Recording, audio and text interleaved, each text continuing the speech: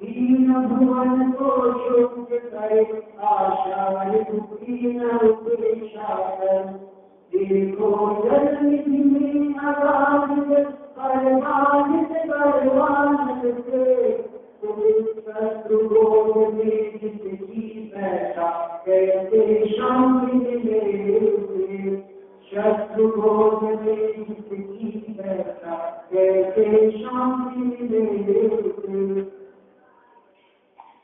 आचार्य गुणभद्र स्वामी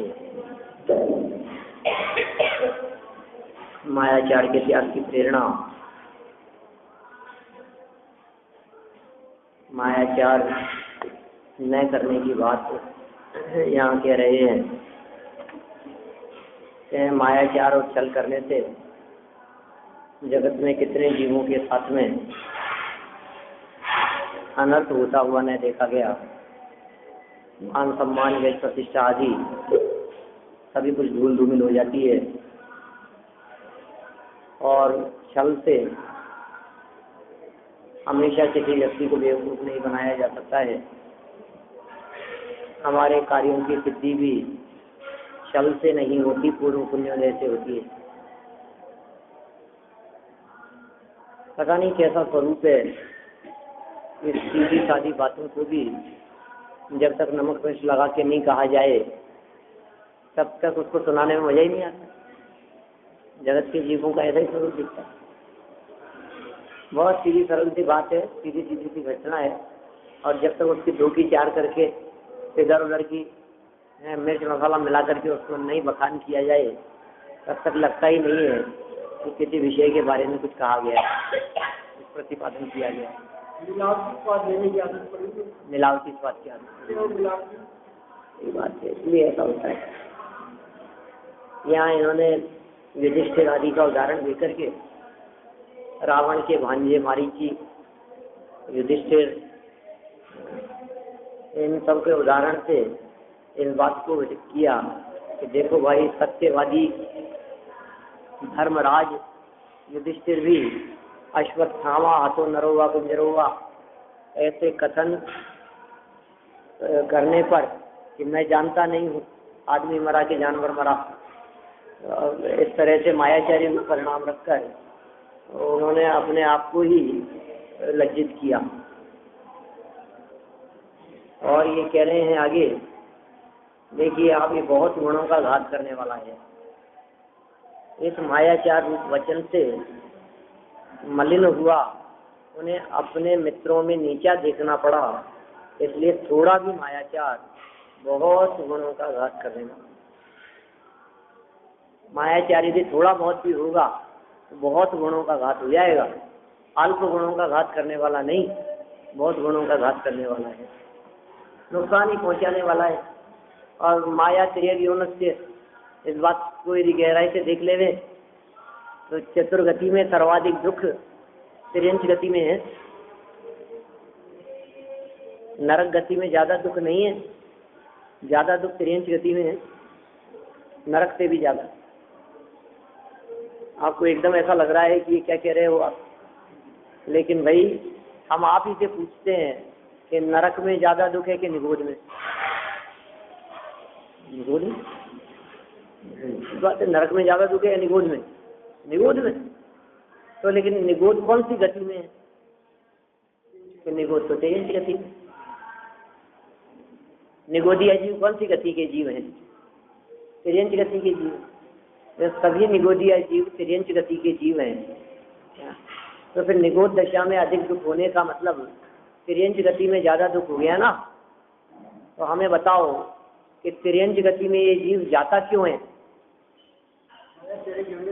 माया त्रियग, मायाचार के फल में त्रियंच गति में जाता है।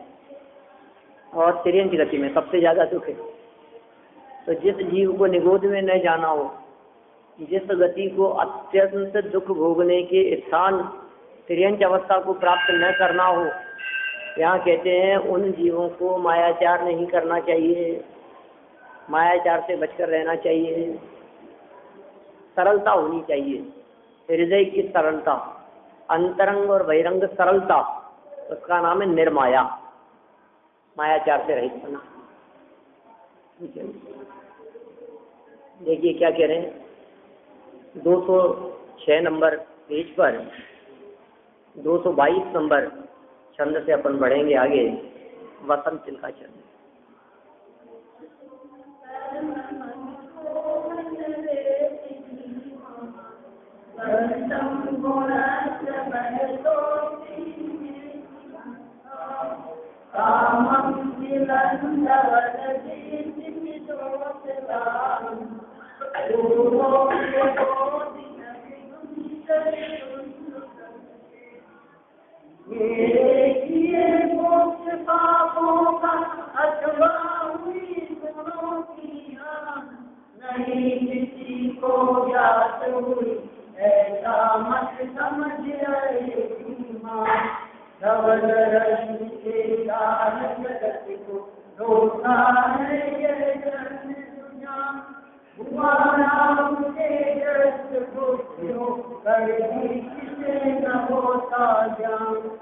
देखो आप, ये कितना सुंदर इन्होंने यहाँ बात कर दी। राहु से ग्रस्त और गुप्त होकर भी किसी ने होता ज्ञान, किसको पता नहीं लग रहा है कि यहाँ चंद्रमा है?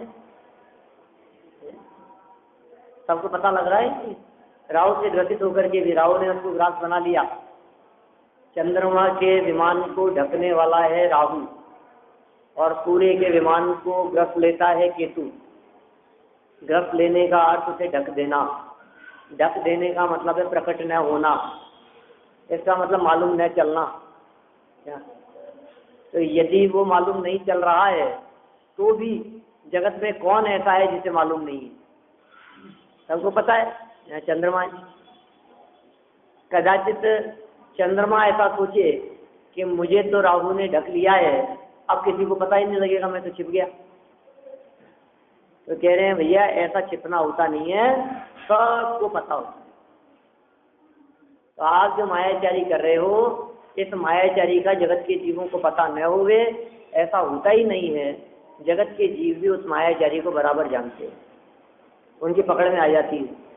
मतलब ये छिप नहीं सकती, लाख छिपाए छिप नहीं सकती, कहते हैं।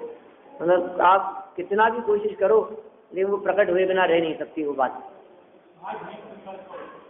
आज नहीं तो कल, कभी न कभी तो कोई भी बात अप्रकट होती ही नहीं है। और यदि ये जीव अपने प्रमेय गुण के बारे में विचार कर ले, केवल ज्ञानियों के दिव्य ज्ञान के बारे में विचार कर ले, तो फिर कहते हैं कि अब तो आप गहराई से देखो। अब ऐसा कैसे कहते हो कि नहीं मालूम चलेगा?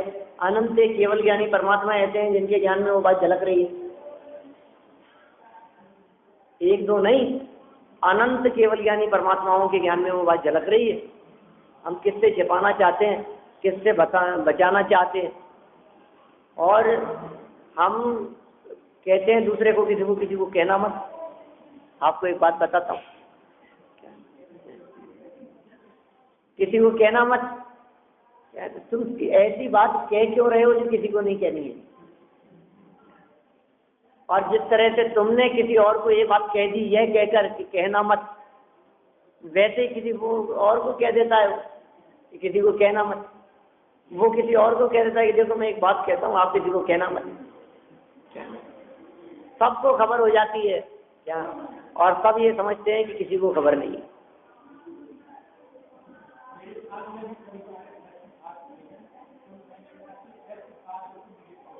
कहो ही मत, सही बात, ऐसा ही है। आप हमारे को ऐसी बात कहो ही मत ना जो किसी को कहने की ना हो।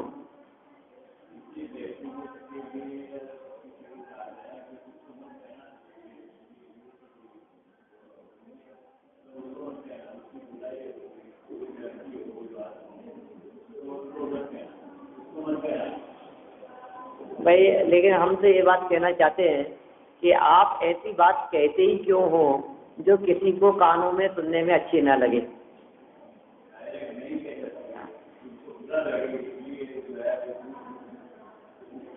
तो उस तक पहुंचानी है ना। फिर आप तो कह रहे हो कहना मत, तो फिर मतलब क्या निकला? हम डायरेक्ट नहीं कह सकते, तो किसी और के माध्यम से पहुंचाना चाहते हैं ना उस तक। आप ये कहो कि नहीं कहना मत, तो फिर मतलब क्या निकला? जो बात जब तक पहुंचनी चाहिए उस तक तो पहुंची नहीं।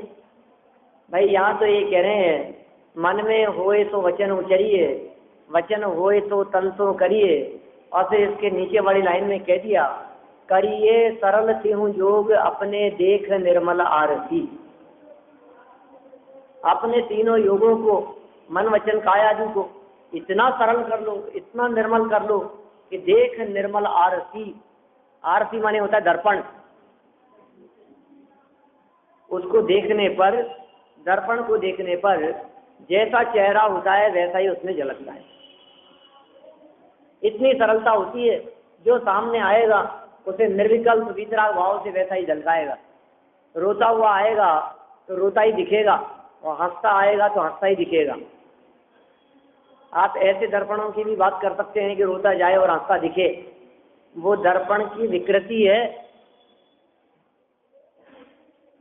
उसकी निर्मलता पक्षता नहीं है, उसमें कोई ना कोई उसमें खराबी है, इसलिए ऐसा दिखता है। तो भाई सरलता तो यही है, जैसा हो उसे वैसा दिखाए, जैसा हो उसे वैसा प्रकट करे। मुख करे जैसा लखे तैसा, कपट प्रीति अंगार सी। जानत राय जी की पंक्तियां हैं, कपटी व्यक्ति के साथ में की गई प्रीति वह अंगारों से की गई प्रीति के समान है। कि जिस व्यक्ति को धोखा और मायाचारी जिसके हृदय में होती है, वो व्यक्ति पता नहीं कब हमारे साथ भी धोखा कर लेगा, पता नहीं कब हमारी बात को किस रूप में प्रस्तुत कर देवे, कहता क्या है और करता क्या है, इस बात का कोई भरोसा, इसकी बात का कोई भरोसा नहीं है। किसकी बात का भरोसा होता है? जो सत्य बोलता है, प्रामाणिक व्यक्ति है।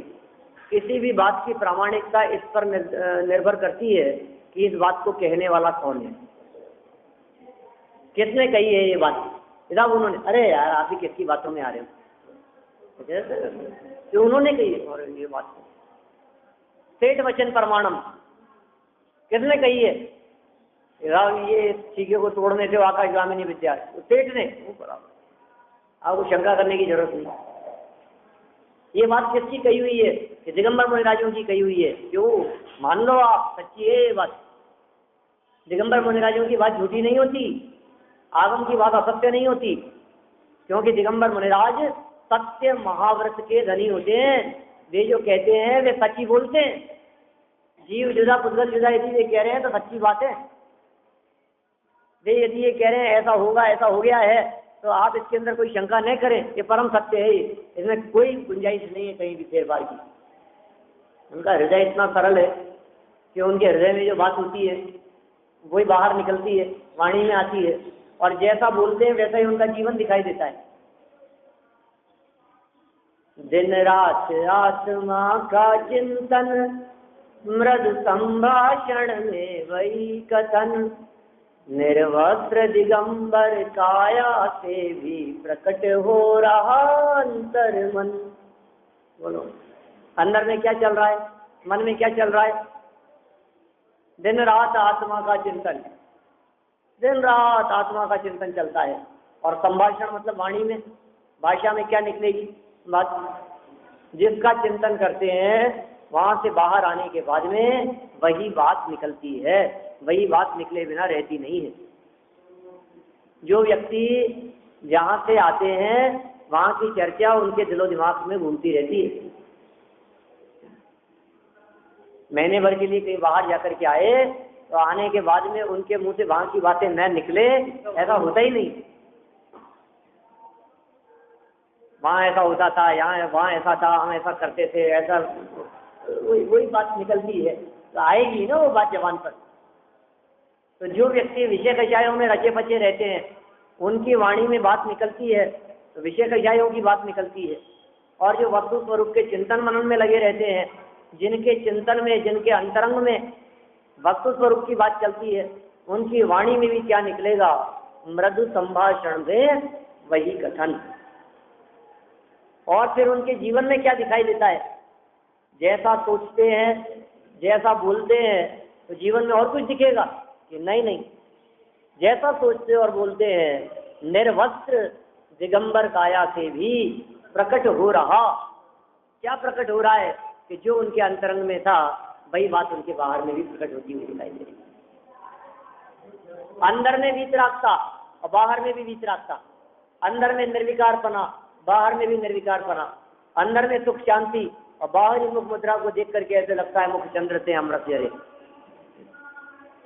सिर सुतिर मुद्रा देखी मृगण ऊपर खाई भुजाव से। मतलब कैसे वचन निकलते हैं उनके मुख से, क्या क्या बोलते हैं वे। अमृत झरता है मानो, ऐसा कह रहे हैं दौलत राम जी उन मुनिराजों के संदर्भ में।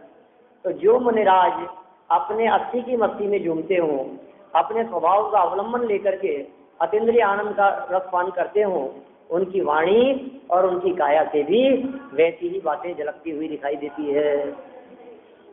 और हमारी क्या दशा है?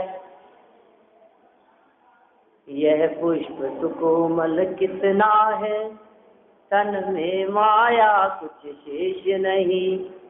निज अंतर का प्रभु भेद कहूँ, उसमें रिजुता का लेश नहीं। चिंतन कुछ फिर संभाषण कुछ, क्रिया कुछ की कुछ होती है। मतलब क्या अपनी दशा का चित्रण कर रहे हैं? क्या कह दिया है? प्रभु के सामने खड़े हैं, पुष्प हाथ में लिए हुए हैं, पुष्पम निरुपमामिति स्वाहा बोलने वाले हैं, हाथ में पुष्प है और निरुपमामिति स्वाहा बोलने के पहले 4 लाइनें बोल करके सुना रहे हैं भगवान के सामने। हे प्रभु, ये पुष्प जगत में दिखाई देने वाला पुष्प कितना सुकोमल है। यह पुष्प सुकोमल कितना है, तन में माया कुछ भी मायाचार नहीं है। ऊपर बाहर अंदर सब तरफ से सुकोमल है, कोमलता है उस पुष्प में। यह पुष्प सुकोमल कितना है, तन में माया कुछ शेष नहीं। लेकिन मेरी बात कहूं आपको, क्या है स्थिति? निज अंतर का प्रभु, अंदर की बात कह रहा हूं आपको। भेद मतलब चुपचाप में आकर के, हे प्रभु मेरे अंदर की बात बतलाऊं आपको, क्या है अंदर का भेद, अंदर की गहरी बात। असली बात तो ये है, चिंतन कुछ चलता है, कहता कुछ हूँ, क्रिया कुछ होती है। कैसी मायाचार है। मेरे से तो अच्छा ये पुष्प दिखाई देता है, ये एकेंद्रीय पुष्प, ये कितना सरल है, लेकिन मुझ में सरलता नहीं है। इसलिए मुनिराजों के चित्त की सरलता के लिए जल की उपमा दी है। अरे नहीं, जल की निर्मलता के लिए मुनिराजों के मन की उपमा दी। ऐसा है, जल समर्पित करना है भगवान के सामने, और जल कैसा है? हाँ, जल बहुत पवित्र है। कितना पवित्र है? मुनि मन सम उज्ज्वल नीर प्रासुक गंध बरा। बोलो, ये जो नीर आपके सामने समर्पित कर रहा हूँ, ये नीर कैसा है, कितना पवित्र है, वो जल की पवित्रता कितनी है। मुनि मन सम उज्ज्वल नीर, ये इस नीर की उज्ज्वलता मुनिराजों के मन के समान है। इसका मतलब जल जो सारे जगत में पवित्र कहलाता है, उससे भी पवित्र कोई एक पदार्थ है। वो पवित्रता क्या है? मुनिराजों के हृदय की पवित्रता, मुनिराजों का मन बिल्कुल निर्विकार, जन्म से शिशुवत अकिंचन। ऐसा है बिल्कुल, अंतरंग से निश्चल वृत्ति, कोई चल नहीं है, कोई लाग लपेट नहीं है, कोई जो जैसा है वैसा स्पष्ट रूप से प्रतिपादन करने वाले ऐसे निर्विकारी होते हैं हमारे मुनिराज। और हम कैसे हैं? कहते हैं हम छिपाना चाहते हैं, किसी भी बात अज्ञात रखना चाहते हैं। देखिए, आप अर्थ ही लिखा है यहाँ, भावार्थ तो नहीं लिखा है इन्होंने, अपन अर्थ ही पढ़ते हैं। हे जीव, 207 पेज पर देखें। हे जीव, तू ऐसा भ्रम मत कर। क्या भ्रम मत कर? कि मेरा गुप्त पाप कोई नहीं जानेगा। क्या? इस धोखे में मत रहना, इस भ्रम में मत रहना कि मेरा ये गुप्त पाप प्रकट नहीं होगा, इसे कोई नहीं जानेगा, इसका किसी को पता नहीं लगेगा। बुद्धिमान भी नहीं जान सकते तो अन्य लोग कैसे जानेंगे? ये कह रहे हैं ऐसा भ्रम मत कर। बुद्धिमान लोग भी नहीं जानेंगे तो अन्य लोग तो कैसे जान सकेंगे? राम एक ये काम कर रहा हूँ ना, किसी को पता ही नहीं लगेगा। मैं जो ये मिलावट कर रहा हूँ ना, मिलावट का जमाना है ना, बिल्कुल हर चीज में मिलावट, और मिलावट करने वाला क्या समझता है? किसी को पता नहीं लगेगा, चुपचाप में प्रकट हो जाती है, थोड़े समय में बात सामने आ जाती है। तो कह रहे लोग कैसे जानेंगे? यह पाप मेरे महान गुणों को कैसे ढकेगा? गुण तो बहुत हैं, थोड़ा सा पाप कर लिया तो क्या हो गया?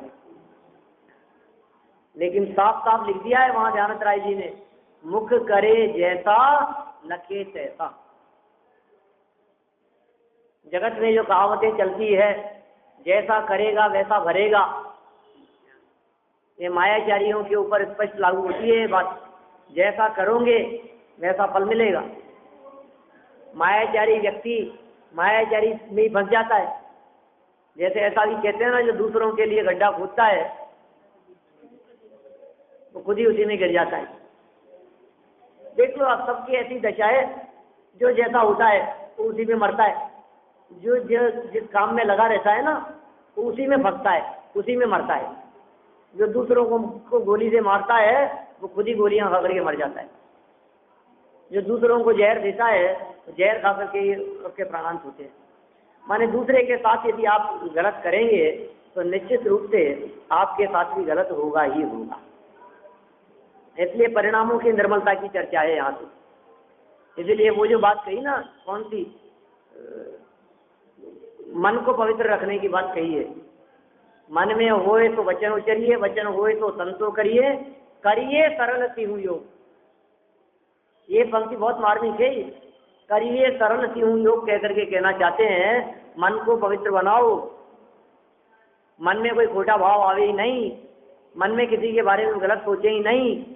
आप यदि ये सोच रहे हैं कि हमने अच्छा बेवकूफ़ बनाया आज तो उसको, कि भाई साहब उसको क्या बेवकूफ़ बनाया, उस बेवकूफ़ बनाने से जो माया कषाय हुई है और जो आपके कर्म का बंधन हुआ है, उससे आप ही नुकसान में रहे, आप ही घाटे में, आपको पता नहीं। कोई एक व्यक्ति गांव से बम्बई गया था, पहली बार गया था, इतनी बड़ी बड़ी ऊंची बिल्डिंगें देखी, गिरने लग गया। वो उस गांव वाले को देख करके पुलिस वाला निकला उधर से, अरे क्या कर रहा है? गिन रहा हूँ, इतनी बड़ी बड़ी मंजिलें मैंने तो कभी देखी ही नहीं, तो गांव से आया हूँ। कितनी गिन ली तूने? ला 10 रुपए के हिसाब से निकाल पैसे। मैंने तो 8 ही गिनी के, निकाल 80 रुपए। 80 रुपए निकाल करके दे दिए। वो क्या जाने लगते होंगे, पुलिस वाला मांग रहा है, जितनी मंजिल गिनी है 10 रुपए के हिसाब से पैसे लगते होंगे। घर गया और घर जाकर के कहता है कि आज तुम्हें पुलिस वाले को बेवकूफ बनाया है। कि क्या हुआ? मैं तो 17 मंजिल गिनी थी, मैं तो 10 के ही पैसे दे आया उसको। तो बोलो क्या कहेंगे उसको? उसका जो मित्र मुंबई में रहता है वो क्या कहेगा कि तू बेवकूफ बना करके नहीं आया है, तू बेवकूफ बन के आया है, तुझे पता नहीं है।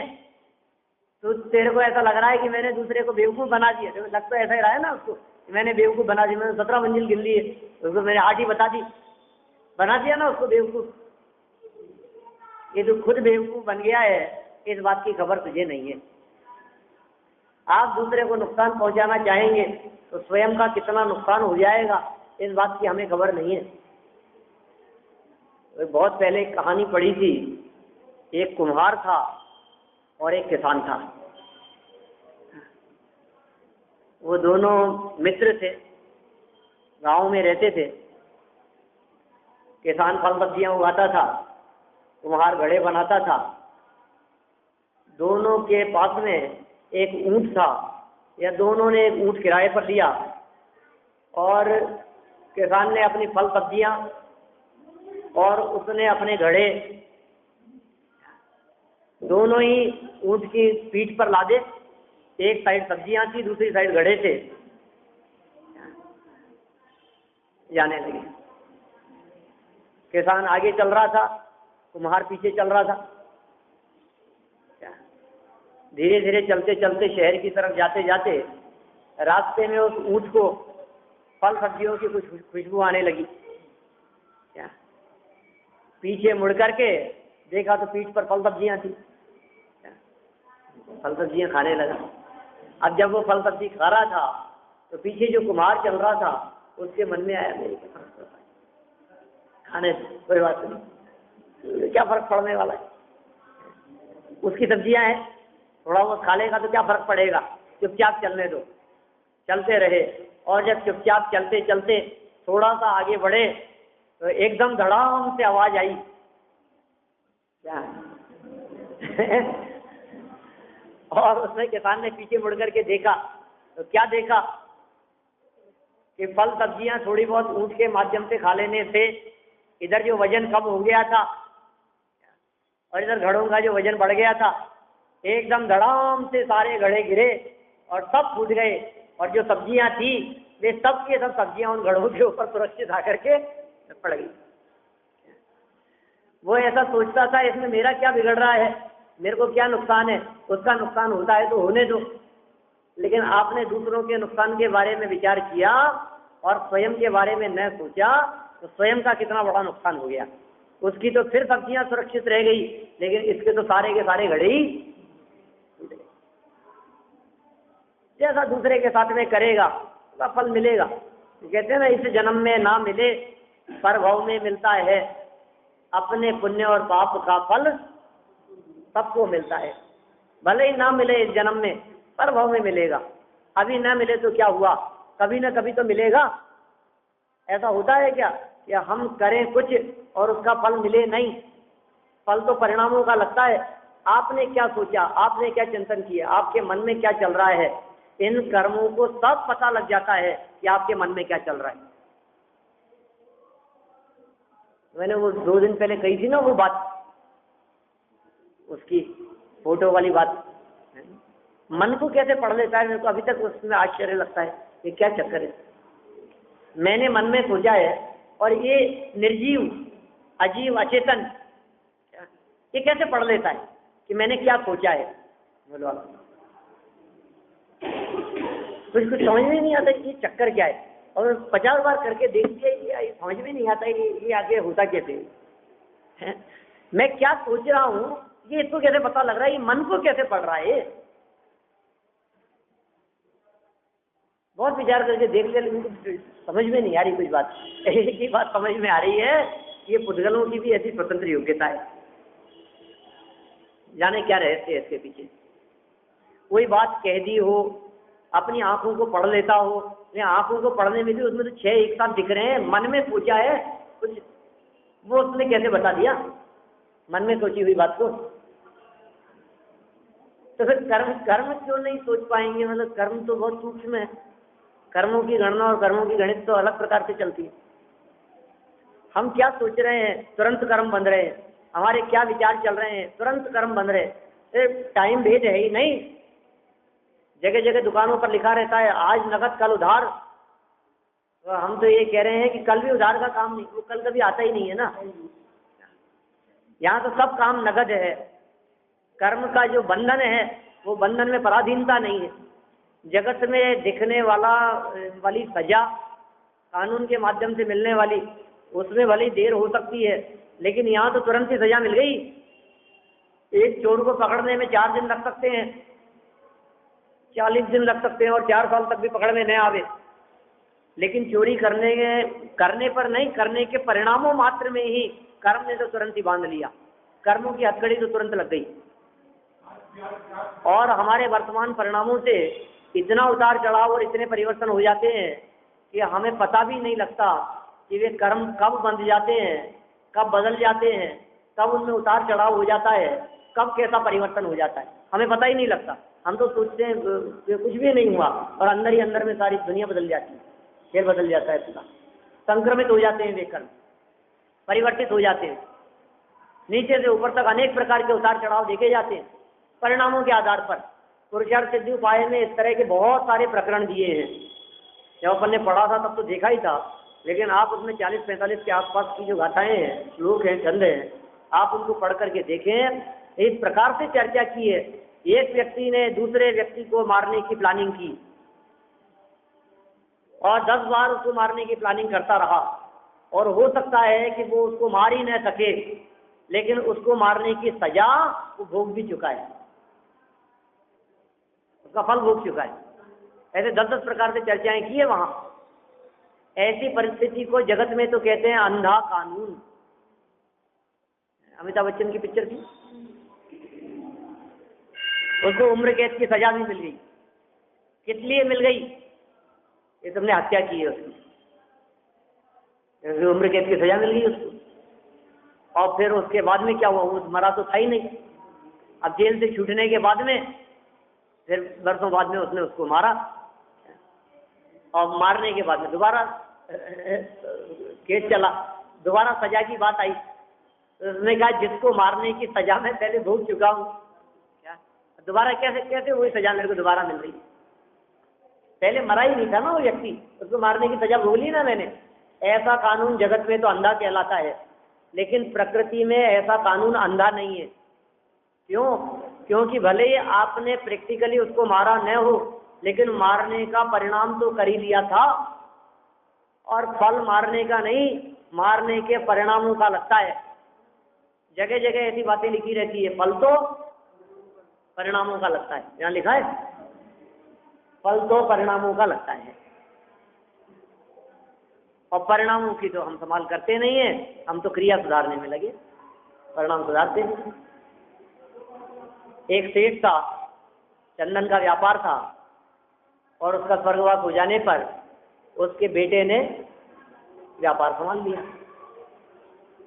व्यापार को इतना बढ़ाया चढ़ाया कि धीरे धीरे करके वो चंदन के व्यापार के कारण उस सेठ का नाम ही चंदन सेठ पड़ गया। गांव में रहता था, बहुत लंबा चौड़ा व्यापार था उसका। एक बार एक राजा की सवारी निकली उधर से, गांव में से। राजा की सवारी गांव में से निकल रही है, राजा रथ पे बैठ करके जा रहे हैं, सारे गांव वाले इकट्ठे हो गए दर्शनों के लिए। होता ही है ऐसा, राजा की सवारी निकले तो जब भी सवारियां निकलती है ना, कभी छिट की सवारी, कभी किसी की, तो भीड़ इकट्ठी होती है ना देखने के लिए, कभी किसी माता की सवारी निकलती है। अब राजा की सवारी निकल रही है तो सारे लोग, जनता सब जो है दर्शनों के लिए भीड़ लगी है, जय जयकार लग रही है राजा की। और सवारी निकलते निकलते वो सेठ अपने घर के झरोखे में खड़ा हुआ, ऐसा विचार करने लगा, राजा यहाँ से निकल रहा है अपने गांव से, अभी यदि काश राजा का मरण हो जाए, यदि ये राजा अभी मर जाए तो चंदन की लकड़ियों में तो जलाएंगे इसको। यदि ये मर जाए तो अभी ऑफ सीजन में भी सीजन से ज्यादा कमाई हो सकती है। सारा स्टॉक जो पड़ा है अपना इस बरसात के समय में, जो लकड़ियां सील रही है, ये सब के सब अच्छे दामों में निकल जाएगी, अपना बहुत अच्छा काम हो सकता है। ऐसा उसके मन में विचार आया। देखो उसको मन है तो कुछ भी आ सकता है, मन में विचार आने में क्या है।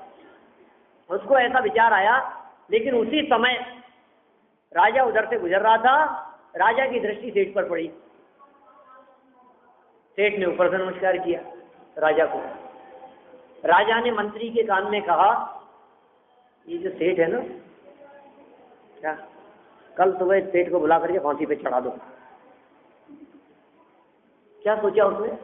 तो बहुत अभिमान हो गया, घमंड हो गया, ये समझता क्या है अपने आप को। सारी प्रजा, सारी दुनिया मेरे दर्शनों के लिए उमड़ रही है, नीचे तक उतर करके नहीं आ सकता, ऊपर से नमस्कार करता है, बहुत बड़ा हो गया है, अरे इसको फांसी पे चढ़ा दो। सवेरे 8 बजे बुला करके दंड दे दिए जाए। देखो अब कैसा होता है, उसने तो मारने का विचार किया क्या, और इसने मारने का आदेश ही दे दिया। ऐसा हो जाता है, हमें पता भी नहीं लगता है। हमने किसी व्यक्ति के बारे में कुछ गलत सोचा और तुरंत कर्म ऐसा बन गया कि उसने मारने का आदेश दे दिया। राजा की सवारी निकल गई, बात गई रात गई। सेठ सोचने लगा, अरे यार मैं भी राजा के बारे में कैसा सोचने लग गया आज, मुझे ऐसा नहीं सोचना चाहिए था। आखिर राजा तो हमारे पालक होते हैं, पिता समान होते हैं। आज मेरे पिताजी होते तो क्या मैं उनके बारे में ऐसा सोचता कि वे मर जाएं? मुझे ऐसा नहीं सोचना चाहिए था, गलत ही सोचा मैंने ऐसा। बाद में उसके मन में ऐसा विचार आया। तो वह मंत्री ने राजा से पूछा कि राजन, बुलाएं सेठ जी को फांसी पे चढ़ाने के लिए। तो राजा ने सोचा कि नहीं नहीं, रहने दो, सेठ साहूकारों से ही तो अपने नगर गांव की शोभा है, क्या पता क्या परिस्थिति बनी हो। सिर्फ इतनी सी बात कि वो नीचे नहीं उतर सका, इतनी सी बात पे उसको फांसी की सजा दे देना ठीक नहीं है। पता नहीं, तबीयत ठीक नहीं हो, उतर नहीं सकता हो, डॉक्टर ने मना किया हो, रहने दो। उसने उसकी फांसी की सजा कैंसिल। राजा को इस बात का पता नहीं था कि उसने मारने का सोचा है। सेठ को इस बात का पता नहीं था कि मुझे फांसी की सजा सुना दी गई है। न तो पता था और न पता लगेगा, कौन किसको कहेगा। वो सेठ तो राजा को जाकर के कहने वाला नहीं, और राजा या उसका मंत्री तो जाकर के कहेगा नहीं कि तुम्हें फांसी की सजा सुना दी थी और मिठाई बांटो तुम, तो सजा कैंसिल कर दी गई है। न तो सजा सुनने की खबर है, न जब सजा कैंसिल होने की खबर है। लेकिन कर्मों की व्यवस्था ऐसी है कि अंदर ही अंदर परिणामों में जो उथल पुथल हुई है, परिणामों में जो फेरबदल हुई है, उससे व्यवस्थाएं इस तरह से अपने आप ऑटोमेटिक बदल जाती है, हमें उसका पता भी नहीं लगता है। हमने जो मायाचारी की, मायाचारी मतलब मन में कुछ विरुद्ध परिणाम होना, काया में की गई क्रियाएं प्रवृत्तियां, ये तो जगत के जीवों को स्पष्ट दिखाई देती है। तो काय की तो क्या बात करें हम, उसमें फेरबदल करने की, छिपाने की कुछ बात ही नहीं है। जग जाहिर है, प्रकट है। वो तो बच्चों से जो बात कही है वो भी कहाँ तक पहुंचेगी। लेकिन कोई दूर क्षेत्र में रहे हुए व्यक्ति के संदर्भ में भी मन में यदि कोई खोटा परिणाम आ गया है तो उसे रोकने वाला, उसे कंट्रोल करने वाला कौन है? एकमात्र यही है ऐसा। कौन? उत्तम आर्जव, जो ये बात कहता है, करिए सरल तिहु योग अपने। तीनों योगों को सरल करना, मन की सरलता, वचन की सरलता और काय की सरलता। देख निर्मल आरती, मुख करे जैसा, लखे तैसा, कपट प्रीति अंगारसी। लेकिन कपट नहीं होना चाहिए। और चोरन के पुरनावते, ये बात तो कल कही थी। यहाँ कह रहे हैं आप छिपाने का प्रयास करो, कितना भी गुप्त रखने का प्रयास करो, बिल्कुल गुप्त बात है, बहुत सीक्रेट बात है, किसी को पता नहीं लगता है इस बात के बारे में। किसने कहा किसी को पता नहीं लगता है? अनंत जीवों को तो पता है। गांधी जी के जब क्लास में पढ़ते थे तो उनके अध्यापक ने एक बार ये बात कही कि कल सभी विद्यार्थी मेरे लिए कुछ न कुछ लेकर के आएंगे, लेकिन ध्यान रखना आप जो कुछ भी लेकर के आएंगे उसका किसी व्यक्ति को पता नहीं लगना चाहिए। कोई भी देख रहा हो तो आप नहीं लाएंगे, छिप करके लाएंगे। सब बच्चे कोई ना कोई चीज घर से, माता पिता से, इधर उधर से सबसे छिपा करके ले आए। गांधी जी खाली हाथ कि क्या हुआ मोहनदास, पता नहीं लगा? मतलब लोगों ने देख रहे थे, मौका नहीं मिला तुम्हारे को? कि नहीं, जैसा मौका दूसरों को मिला है ऐसे मौके तो दिन भर में कई बार मिले, लेकिन आपने कहा था कि कोई न देख रहा हो। तो ईश्वर तो देख रहा था, और ईश्वर को मानो चाहे न मानो, मैं स्वयं तो देख रहा था। वो बात मुझसे छिपी कैसे रहती? मैं कैसे ला सकता था? जो कोई गलत कार्य हमारे माध्यम से किया जा रहा है, हो रहा है, कर रहे हैं, दुनिया जाने चाहे न जाने, हम तो जानते हैं, सर्वज्ञ परमात्मा तो जानते हैं, केवली भगवान के ज्ञान में तो झलकता है, अनंत और सिद्ध परमात्मा के ज्ञान में तो बात झलक रही है कि नहीं। इसलिए यह कहना कितना हास्यास्पद है कि कोई नहीं जानता, किसी को पता नहीं लगेगा। ये तो चंद्रमा का उदाहरण देकर के तो बात इन्होंने कितनी गजब बात कह दी है। ढका हुआ भी प्रकट है, ये सबको दिखता है, ढका हुआ भी प्रकट है। ग्रहण हो गया और पूरा चंद्र ग्रहण है, पूरा चंद्रमा ढक गया है। अंश ग्रहण में तो पता लगता है कि आधा दिख रहा है, और पूरी तरह से चंद्र ग्रहण है तो पता लगता है कि नहीं चंद्रमा कहाँ है? बिल्कुल नहीं दिख रहा है, तब भी दिखता है, बिल्कुल मालूम चलता है, सबको पता रहता है। ऐसी बात कह रहे हैं कि आप जो जगत को गुप्त समझ रहे हैं, नहीं किसी को ज्ञात हुई ऐसा मत समझ, अरे धीमान गुप्त पापों का, मेरे किए हुए गुप्त पापों का किसी को पता नहीं लगेगा, ऐसा होता नहीं है। हुआ राहु से ग्रस्त, गुप्त होकर भी किए न होता ज्ञान, ऐसा होता नहीं है। इस तरह से देखिए आप आगे भी क्या बात कहते हैं, मैं पढ़ देता हूँ, और कोई बात होगी तो कल देखेंगे अपन। तो ऐसा बिल्कुल मत मान, प्रत्यक्ष देख, अपनी उज्जवल किरणों से जगत के आताप को दूर करने वाले चंद्रमा को भी गुप्त रूप से राहु ग्रस्त लेता है, लेकिन इस बात को कौन नहीं जानता, अर्थात सभी जानते हैं। तो इस प्रकार मायाजारी के प्रकटता की चर्चा और माया कषाय से होने वाली हानि की चर्चा आचार्य देव ने यहाँ की है। इस प्रकरण को कल और आगे बढ़ाएंगे। आज की चर्चा को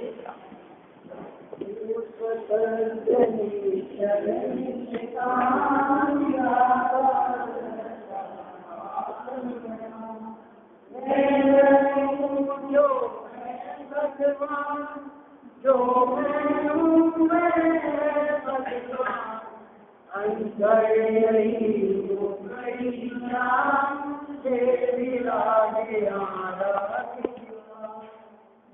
स्वरूप है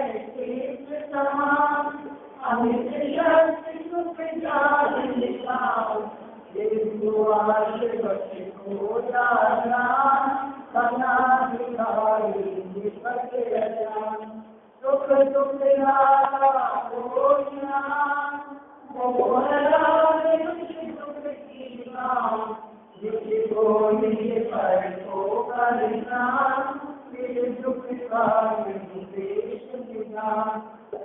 शिवईश्वर विष्णु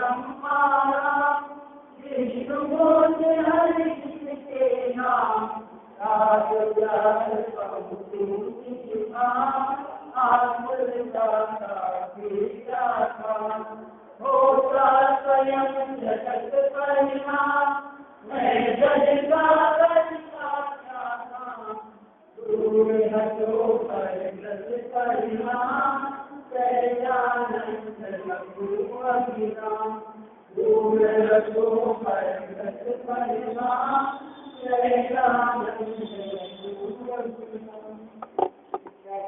नाश ज्ञान प्रकाश परिभाष खंड समुद्र विज्ञान विमान सपर सुशान परम समान अनुभव